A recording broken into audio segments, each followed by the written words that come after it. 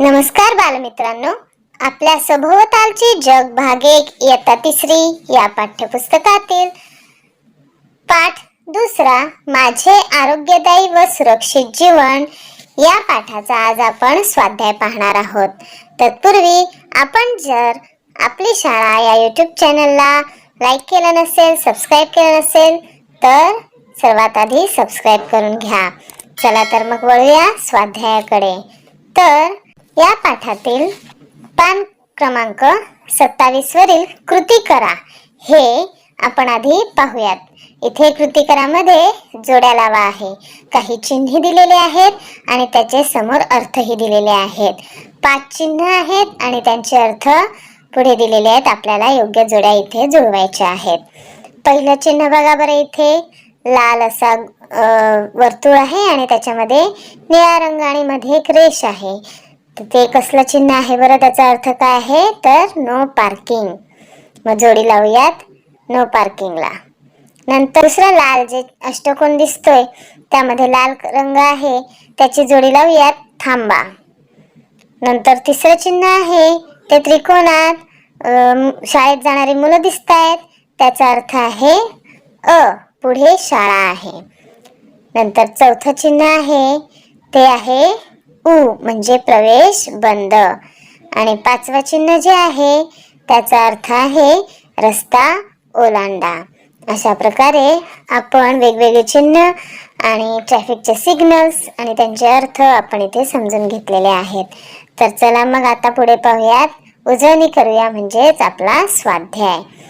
आहे एका वाक्यात उत्तरे लिहा।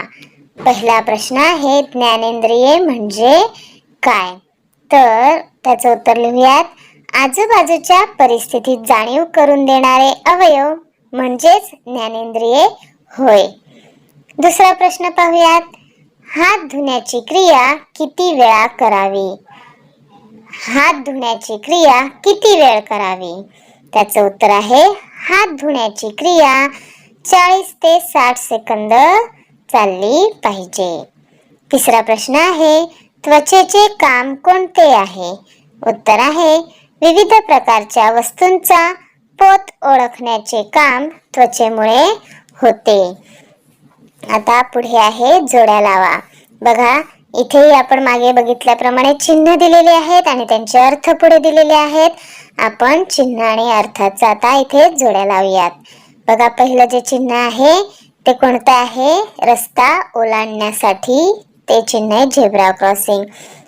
चला तर मग लावूया पहिलं चिन्ह 1चं उत्तर आहे आ, त्याला जोडी लावूयात। पुढचं 2चं उत्तर आहे ई, रस्ता ओलांडू नका, म्हणून 2चं जे चिन्ह आहे त्याला ई बरोबर आपण जोडी लावूयात। तिसरं चिन्ह आहे बरोबर ओळखलात, हेल्मेट आहे ना, मग हेल्मेटचा अर्थ काय आहे तर डोक्याची सुरक्षितता, त्याला लावा बरं जोडी। पुढे 4थं चिन्ह आहे त्याचं उत्तर आहे उ, पायी चालण्यासाठी हे चिन्ह दिलेलं असते। आणि 5व्या चिन्हामध्ये आपल्याला दिसते की सायकल म्हणजेच काय तर त्याचं उत्तर आपण कुठे जोडी लावूयात ई, सायकल मार्गिका। तर यानंतर पुढे ई जो दिलेला आहे योग्य कृती समोर बरोबर अशी खूण करा व अयोग्य कृती समोर चूक अशी खूण करायची आहे। तर इथे 8 कृती दिलेल्या आहेत आणि त्याच्या समोर योग्य की अयोग्य आपल्याला ओळखायचं आणि तिथे खूण करायची आहे। पहिली कृती आहे चालण्यासाठी फुटपाथचा वापर न करणे, मग ही चुकीची म्हणजे अयोग्य कृती आहे म्हणून आपण इथे चूक अशी खूण करूयात। दुसरा आहे सीट बेल्टचा वापर करणे, अगदी बरोबर ना, म्हणून तिथे बरोबरची खूण करूयात, योग्यची। नंतर तिसरा आहे रस्त्यात कागदांचे बोळे टाकणे, रस्त्यात कागदाचे बोळे टाकायचे का मुलांनो, नाही, मग ही चूक अशी खूण करूयात, अयोग्य कृती आहे। पुढे आहे 4था हात घाईघाईत धुणे, ही सुद्धा अयोग्य कृती आहे म्हणून अयोग्य अशी खूण करूयात। 5वा आहे रात्री झोपण्यापूर्वी दात घासणे, बरोबर अगदी योग्य कृती आहे म्हणून बरोबरची खूण करूयात। पुढे 6वं आहे मैदानावर मित्रांना ढकलणे, ढकलायचं का बरं मित्रांना मुद्दाम म्हणून, नाही ना, म्हणून ही अयोग्य कृती आहे म्हणून चूक अशी खूण करूयात। पुढचं 7वं आहे स्वच्छ कपडे घालणे, ही अगदी योग्य कृती आहे, म्हणून बरोबर अशी खूण करूयात. आणि 8वा आहे रस्त्याच्या कडेला लघवी करणे. ही अयोग्य कृती आहे, म्हणून इथे चुकीचं चिन्ह आपण देऊयात. पुढे आहे खालील तक्ता पूर्ण करा. इथे कृती दिलेल्या आहेत आणि त्यासाठी पूर्वी आपण काय वापरायचो आणि आपण सध्या आता कोणत्या वस्तू वापरतो ते इथे लिहायचं आहे. मग एक चित्र आहे पहिलं, दातांची स्वच्छता. मग पूर्वी आपण काय वापरायचो दातांची स्वच्छता करण्यासाठी? आपले आजी आजोबा वगैरे तर हिरडा, बाभूळ, कडुलिंबाच्या काड्या, मीठ अशा वस्तू दातांची स्वच्छता करण्यासाठी वापरल्या जायच्या. पण सध्या आपण काय वापरतो ते इथे लिहायचंय, कोलगेट आणि दंतमंजन, हो ना, नंतर ब्रश वगैरे. मग खालची कृती आहे केसांची स्वच्छता. मग पूर्वी काय वापरायचे बरं केसांची स्वच्छता राखण्यासाठी? तर रिठा आणि शिकेकाई. आणि सध्या काय वापरतो आपण? तर वेगवेगळ्या प्रकारचे शॅम्पू. तर अशा प्रकारे आपण ह्या तक्त्यात हे लिहायचं आहे. खाली चौकट पूर्ण करा. आता खाली चौकटी दिलेल्या आहेत, मध्ये काय लिहिलेले आहे तर खेळाचे माझे नियम काय आहेत. मग 4 चौकटी दिलेल्या आहेत, त्या 4 चौकटीमध्ये 4 कृत्या आपण पूर्ण करायच्या आहेत किंवा लिहायच्या आहेत. मग खेळाचे माझे नियम इथे 4 दिलेले आहेत. पहिला आहे आपल्या मित्रांना मदत करा. दुसरा आहे दुखापती झाल्यावर वेळेवर उपचार घ्या. तिसरा नियम आहे जेवणानंतर लगेच खेळू नका. चौथा आहे खेळताना जाणीवपूर्वक इजा करू नका. तर अशा प्रकारे खेळाचे माझे नियम इथे 4 मी लिहिलेले आहेत. पुढे आहे खालील चित्रे पाहून कोणती काळजी घ्याल ते लिहा. पहिलं चित्र दिलेलं आहे, रस्ता ओलांडतोय ना तो मुलगा. मग काय करायचंय आपण, कोणती काळजी घ्यायची? तर खाली लिहूयात सिग्नल पाहून रस्ता ओलांडावा. नंतर पुढचं चित्र आहे, काही मुली खेळत आहेत आणि तिकडून वाहनं येत आहेत ना, एक स्कूटर वर बसलेला माणूस आहे. मग आपण तिथे काय काळजी घ्यायची? तर मुले खेळत असताना वाहने सावकाश चालवायची. किंवा मुलांनी काय काळजी घ्यायची? तर रस्त्यावर बॉल वगैरे गेला तर आहे की नाही, वाहन येते की नाही हे बघूनच आपण तो बॉल उचलायला जायचा. तिसरं चित्र आहे, अनोळखी कोणीतरी गाडीतून एक हात दिसतोय आणि तो व्यक्ती त्या मुलीला काहीतरी खाऊ देताना दिसतोय. तर आपण काय काळजी घ्यायची? तर अनोळखी व्यक्तीने दिलेले काहीही घेऊ नये. चौथं चित्र आहे, एक मुलगा पडलाय आणि तिथे बॉल दिसतोय. मग खाली लिहायचं आपण खेळताना इजा झाल्यावर लगेच प्रथमोपचार घ्यावा. नंतर चौथं चित्र आहे, एक मुलगा कात्रीने कागद कापत आहे. मग आपण कोणती काळजी घ्यायची? तर कात्रीचा वापर जपून करायचा.